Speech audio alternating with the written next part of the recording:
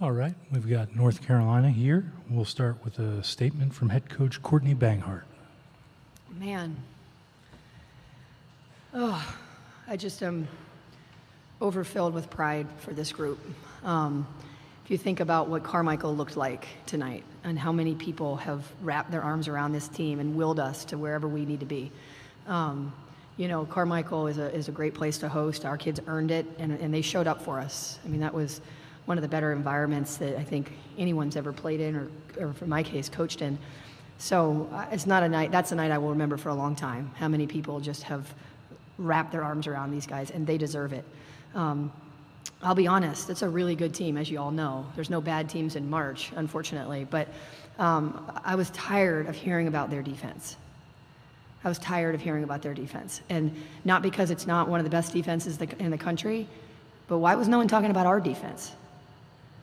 Right? These guys can defend, and they've done it all year long. And we knew exactly how we were going to defend them. And I know those of you who have followed us know that's no surprise how we defended them tonight. So I think us hearing about their defense allowed us to sort of say, okay, we're going to show, and we're going to prove it. These two sitting next to me, I mean, grateful they chose Carolina and how they've represented us. Alyssa, thank you. Thank you for how you've handled your career, how you've worn Carolina on your chest, and who you've brought along with you.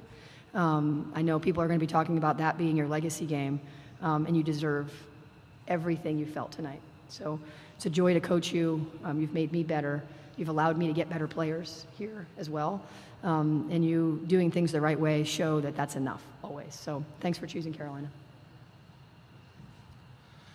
We'll take questions for our student athletes, Alyssa Usby and India Navarre. Jeremiah Holloway with Inside Carolina. India, this one's for you. You guys had that run at the end of the third quarter. You kind of closed it out with you had the sequence with you blocked the shot, ran the court, and then you got the layup to end the quarter. Just take me through that sequence a little bit. Like, what do you kind of remember about what you were seeing in that play? And then also, how much did that third quarter run spark you guys for the rest of the game? Oh, yeah. So I think our preparation prepared us for that moment. We knew they were going to fight back. So we just know we had to match their toughness. That end of the third quarter, we were just staying with our principles. We stayed disciplined, and I was put in a great position to get that block, and then Lexi passed it up for me for the layup. But no, I think as a team we were really focused this game, and we really wanted it for our seniors because we didn't get it done on senior night. So we wanted to end tonight with a win for them. Yeah. Debbie Stroman, Chapel Borough, congratulations on the great win. Alyssa, your determination is amazing every game, but tonight I saw it in all the players. So if you all could both speak to what you all said as leaders and captains to be able to get the team so focused tonight. Yeah, I think Indy kind of talked about it a little bit right there. Losing on senior night is tough, and not knowing if we would for sure be able to secure a hosting spot, that's what's been kind of driving us since that senior night. And we've just had a lot of fire. Like, we are really excited. We love playing with each other, and we want to keep playing. We want to keep the season going, and so there's not anything that's going to stop us. We're going to keep being determined and locking into our game plan and making sure that we can come out with these wins. India? Yeah, I think this group means a lot to all of us. Like, our connectedness it's a lot on and off the court. I feel like our chemistry is really great, and we just wanted to fight to play again because we love each other, and we wanted to get another opportunity to play another game. In the back. Lindsay Gibbs with Power Plays. India, North Carolina girl, Duke waiting in the next round, in North Carolina State already making their way through as well. Seeing where women's basketball is in this state and being such an integral part of that, how does that feel, and how excited are you for that Sweet 16 game? Oh, yeah. The Triangle is a hoop state. Like, North Carolina is a hoop state, and I think it just shows with all three schools making it to this next round. But, no, yeah, it's really exciting to be in my hometown. You know, a lot of people get to come to my games, which I didn't have my freshman year. But, yeah, having that support, I think, has really helped me along my journey here. Down here to the left. James Moore, the Fayetteville Observer. Alyssa, can you kind of comment back on what Coach Banghart said about your legacy here at Carolina? And also, India, can you kind of talk about what Alyssa has done for you and for the team as a whole, just kind of to be a leader for this team? Yeah, just my decision to come to Carolina, I felt like Coach Banghart stuck her neck out for me because I wasn't in the ESPN Top 100, and I was bringing our class rank down, and she trusted me, and I knew that that would take us a long way, and I would do so much for this program, and I'd run through a brick wall, which I hope I've shown over my career here for 5 years. And I'm just super grateful for her for having that trust in me and continuing to invest in me, challenge me to get better, and then just continuing to recruit great kids. I'm so glad that India came back to UNC, and we have so many girls on our team that have made the experience so enjoyable, and they continue to fill me with joy. And this season has been my most enjoyable season because of the people that are here on this team. India, your thoughts on Alyssa? Oh yeah, I can go on a whole rant about Alyssa, but she embodies the Carolina culture. She sets our standard, and she demands the best out of everybody around her. She makes everybody around her better, and she will be missed. Like, I'm going to miss her so much because even on my down days, Alyssa picks us up because she never has a bad day, which is surprising. But, yeah, that's just her. She's a dog. She always works hard, and it's just an inspiration to everybody on the team. Michael? Michael Code, WCHL, chapelboro.com. Alyssa, your freshman year here, there were no fans in the stands. Your last game here, you heard what your head coach said about the environment. Just what did it mean to you, just on your personal journey, to see the arena loud, rowdy, pretty much all night, really supporting you guys toward this win? It is such a special feeling. And again, like you said, just to see the growth over the years, I think that's just a testament to what Coach Banghart is building here. And I'm just so glad that I was able to be a part of it and to give everything I could to it, to leave it off better than we found it. And we've been doing a great job so far. But I think the community that is here to support us is committed to the players that are on our team. They love our team so much because we have built a relationship with them, and we continue to thank our fans and make that connection. And so it feels like a family environment, and I bet it's a really tough place to play when teams come in here and try to get the smoke with us because, like, we have an incredible fan base, and our players are really fun to cheer for. Mitch Northam, SB Nation. Alyssa, saw you jump up on the scorer's table. When the players all walk off of 4-2, you're the last one sort of waving to the fans and stuff. Can you just kind of walk me through the thoughts and emotions of not only, the excitement of jumping on the table, but then walking off the last time as a player? Yeah, I mean, I've always wanted to jump on a table, on a scores table before. And I was like, this is just set up to be the perfect moment, and I have to go for it. Took a little bit of courage because I'm like, should I do it? And I asked my assistant coach, Coach Joe, I was like, should I do it? And she's like, without a doubt, there's no question. And so that was so much fun. I loved it. Again, that was like a reaction or like a chance for me to like hype up the fans and kind of celebrate them too, because they've been a part of my journey for so long and have trusted me as a player to develop over my years, because I didn't come in as a star athlete or a star player. And so they've just trusted me along this journey, and then walking off the court and just giving one last goodbye, taking a good look around, because I know that that's a moment that I'm going to cherish for so long. And I am really sad that that was my last game in Carmichael, but overjoyed at what's ahead. Last one, Ariel. Ariel Bynum with Tar Heel Tribune. India, their leading score was held to single digits for the first time this season low. What did you and Lexi and Renaya do to hold her down? All year, we focused on our defense, and we knew our defense was one of the best in the country, and that's because we have everybody on our team takes accountability to stop people on the other team, stop them from their favorite moves and stuff. And it wasn't a one-person job at all. I think we all bought into being in the gaps and helping one another and not having anybody on the island, because it was going to take everybody to defend their really good guards. Thank you, ladies. Congratulations. Y'all can take your name cards if you want.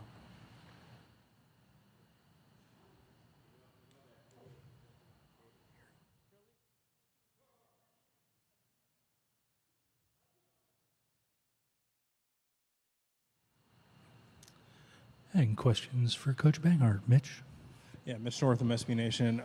Coach, I know sometimes when the brackets come out, you want to just focus on the one game ahead, but it's also human nature to just sort of, hey, this might happen. Now it's here. You're going to play Duke in the Sweet 16. What are the emotions like kind of going into that and setting up such a monumental matchup on a monumental stage? Yeah. And, you know, how fun if we weren't, because I think these 3 North Carolina schools could go even further, right? And so now, of course, one won't advance. You know, as I told our guys in the locker room just now, is that these moments are so hard. They're hard to get to. I mean, I remember all the hard times, and I'm still living them, right? But like, so it sounds like coach speak, but I told them in the locker room, we're going to enjoy this one, because I just know how I'm wired, and like tomorrow morning, it'll be like I'm right back in my zone. So super cool for this area, super cool for our state. Again, a disappointment that someone's got to lose that game, because the ACC will have one less team advance. But I'll have a lot more thoughts on that as we get closer to the game. Tonight, I'm just, you know, 2 Sweet 16s in 4 years, and this team making it this way and hosting in front of their own home crowd, and people showed up for them both nights. I mean, if I don't take that in, I'm not going to last long in this business. Down to the right. Good job, Coach. Thank you. Want to talk about the strategy with the point guards. Yeah. Your development of 3 point guards, Grant, Townsend, and Kelly, to take on West Virginia. So could you speak to your trust and development in them? Yeah, absolutely. I think it's the one position you really can't play basketball without, right? And no offense to any of the other positions, but the person who can handle the ball while also running tempo for a team is critical. And so knowing that we had Renaya, and I've trusted her from the very beginning. I always trust my recruiting, just like Alyssa said. I didn't need ESPN to tell me that she was good enough or wasn't good enough. I watched her with my own 2 eyes, right? And so Renaya, you might remember, she started here as a freshman. I trusted her, right? And then Grace, when she went in the portal, I was the first coach to call her. And you could say all the things that, you know, some people might say, oh, she's too short, or she never played Power 5. Again, trust your eyes. That's a kid I knew could help us.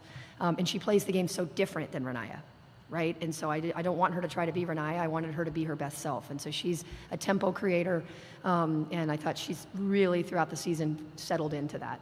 And then Lainey, you can see how special she's going to be, and needs continue to have time to marinate how she's playing throughout the games. But she gives us a ton of versatility there, and she'll play the one even more differently than the other 2. But I like all the options there, and we'll continue to develop them. Kate Shoemaker with the Daily Tar Heel. Awesome moment at the end of that game when you guys were coming off the court and all the practice boys were lined up, and you come in there and you're in the mosh pit in the middle of them, and you invite them into the locker room. Yeah. What do they mean to this team, and also how important were they in preparing this team for the press that you guys faced today? I mean, everything. I mean, they come at 9 a.m. in the morning on Saturdays. I told them I was bummed out that the game might be during the middle of the day, and they were like, well, we'll just miss class. We're not missing it. These are like their sisters, you know, and they're like our brothers. And they've been as much, honestly, as much of my journey as my own team has, because they're with me all the time. And I somehow got onto the Fellows group chat, and I'm telling you, they are with this team, whether we're away or home, and I can yell at them if they're not doing what I'm asking them to do. They watch film to know how they're going to have to play. These guys were pressing for the last 2 days, like everywhere on the court, and they just did it. And then sometimes I go to the next thing, and they don't even get water, and we're like, you're fine, keep going. And so, I mean, everyone has scout guys, but I'd put mine up against any in the country. Down here to the left. James Moore with the Fayetteville Observer. Coach, you guys fouled out 2 post players, almost a guard, J.J. Quinley. Can you kind of talk about the approach in your toughness and how you approach the post and help them, kind of get out of that situation? Yeah, Maria does a really good job of that on her own. She drew how many fouls? She drew 5 fouls. And then we actually decided late in the third there, or middle of the third there, to put Alyssa at the 5 because they were not as mobile given their foul trouble. And so you probably saw we run a bunch of ISOs on different spots on the floor so that she could attack hips. And even in that late inbound, we ran the same inbound all 3 times. And all 3 times I just said attack a hip, attack a hip. And so, when Alyssa can defensively play the 5, it's a real advantage for us on the offensive end. Again, we just needed to attack hips. You can't play a press team. I don't want to break their press and then break their defense, right? And so we wanted to be aggressive all night, and that's different than how we had to play against Oregon State. Lindsay Gibbs with Power Plays. Coach, there was a moment fairly early in the fourth quarter where Alyssa got a block, ran back for a fast break. They called a timeout, and you showed a little more emotion than you usually do on the sidelines. There was a stomp, there was a yell. What was going through your mind at that point? Did you feel like you had it? Yeah, when my guys are aggressive, they were really hard to beat. And obviously with the time and score and how well we were defending as the lead was extended, I just didn't think they were all of a sudden going to score a ton of points on us, right? And how much we love these guys, I wanted it so bad for them, right? And I wanted it so bad for the community that wanted us to host and helped us get there. And so, I think that was real. That feeling was real. I was just so joyed for them. And watching how they came together starting in June, and all of them have their own journeys, and we're right there with them. It was just so rewarding. And so, I try to keep focused on what needs to happen next, but in that moment, I was just overjoyed for them.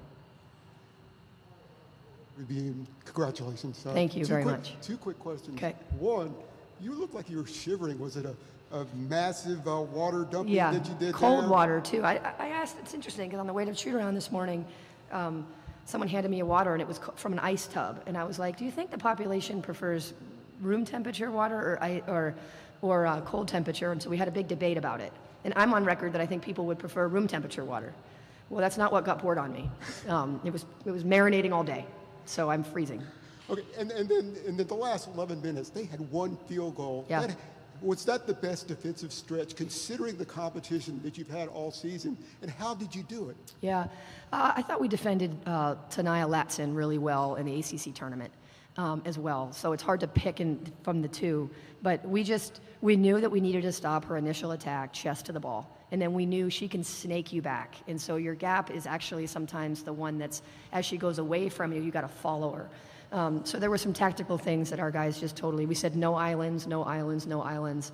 And our guys were really shifty, and we really tried to clog up. We wanted to be high at the point of all screens. I mean, we really wanted her to play in a crowd and all night, like we did Latson. And our guys have done a good job of that both times we've asked. Michael? Hey there, Courtney. Michael Coe, WCHL, chapelboro.com. You coached against a Mark Kellogg coach team in 2022 with Stephen F. Austin out in Tucson. Mm-hmm. Was there anything tactically or strategically that you took from that game to prepare for this one?